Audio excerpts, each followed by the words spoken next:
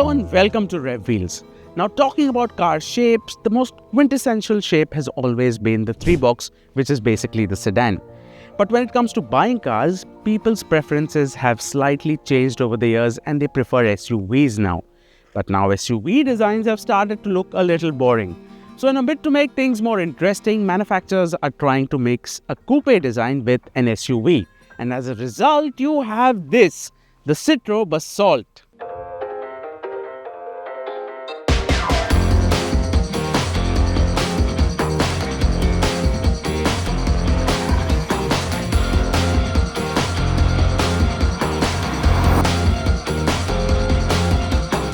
Now, the Citroën Basalt is basically a more stylish version of the C3 Aircross SUV. Of course, you do not get the third row that you get in the C3 Aircross, but what you do get is this stylish design.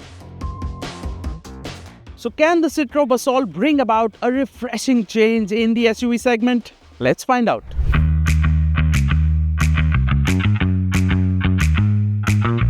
Now, since all the action with the Basalt is at the rear, let's start here. Now, as you can see, this sloping C-pillar, it transitions nicely into that short stubby boot, which gives the Basalt a coupe-like silhouette. Now, the Basalt, it isn't really the first of its kind. You had BMW kick things off with the X6 and the X4, and now you even have the Tata Curve in a similar segment as the Basalt. Now, talking about the rear straight up, this is the only section that I have a problem with. There's just a lot of empty space, a lot of empty mass here, which frankly is a little difficult to cover up. But Citroën has still managed to do well thanks to these large 3D effect taillights and the split section bumpers. Now, talking about the sides, you get those nicely squared out wheel arches and these chunky side moldings which give it that butch effect. Adding further pizzazz are those 16-inch diamond cut alloy wheels, which we think would have looked better in 17s. Now, talking about the front, it's pretty similar to the C3 Aircross SUV with minor changes to the grille section. Now, overall, the Basalt is definitely a stylish looking SUV and its looks will definitely be one of the main reasons to consider one.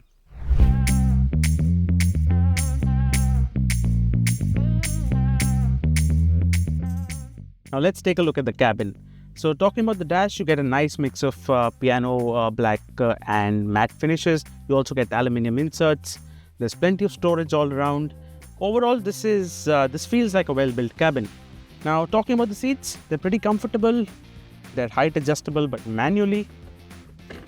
And you get a very high perch driving position. One thing to note though is the white interiors, they will and can get stained very easily. Now, talking about the rear bench, as you can see, it's pretty spacious in here. You've got plenty of leg room. You can seat 3 people abreast very easily. Headroom, though, can be a bit of an issue for really tall people because of the sloping C-pillar. What is a really cool touch, though, is you get adjustability for under-thigh support. And you get 3 steps. Talking about the boot space, you can literally move a house with the Basalt's 470-litre capacity. On the features front, the Basalt gets a 10-inch touchscreen infotainment system, a very good-looking fully digital instrument cluster, climate control and wireless phone charging. However, one does miss out on keyless entry and start, a sunroof and no power or ventilated seats either. On the safety front, the Basalt gets 6 airbags, hill hold, rear parking camera, tire pressure monitoring system and ABS with ESP.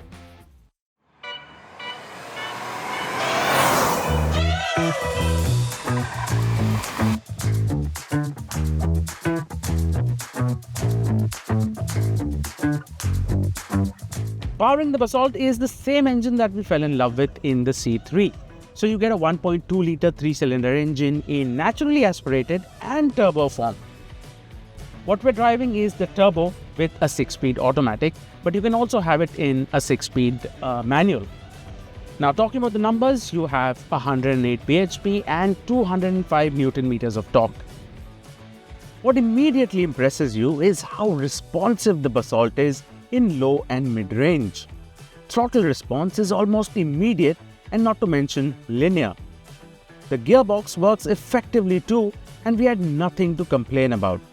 The engine feels refined as well unless you start revving it, and that's something it does not like to do. Overall, this is a superb engine which is extremely flexible, offering very good performance in the city or on the highways. Talking about the fuel efficiency, Citroën claims 18.7 kilometers per litre for the automatic, but that's something we still need to test. Now talking about the ride and handling, Citroën is known for its magic carpet ride quality. So is the Basalt the same? Let's start with the steering first. It's a little too light, and a little more weight and feel would have been welcome. But the steering feel apart, the Basalt feels apt for the usual handling that one expects from a typical SUV. Just don't expect it to be a corner cover thanks to the soft suspension setup. Getting to the ride quality, now this is right up the Basalt's alley. The soft suspension soaks up undulations very well, and one barely has to slow down for the bad stuff. Citroën is known for their excellent ride quality, and the Basalt is no different.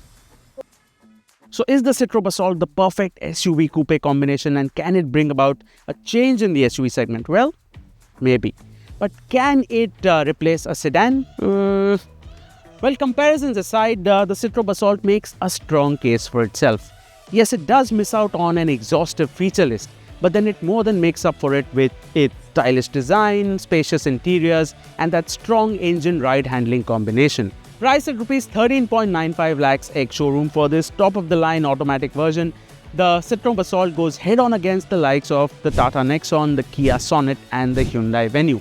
Now, it might not be the outright winner amongst these, but then if you want to stand out from the crowd, the Citroën Basalt makes a strong case for itself.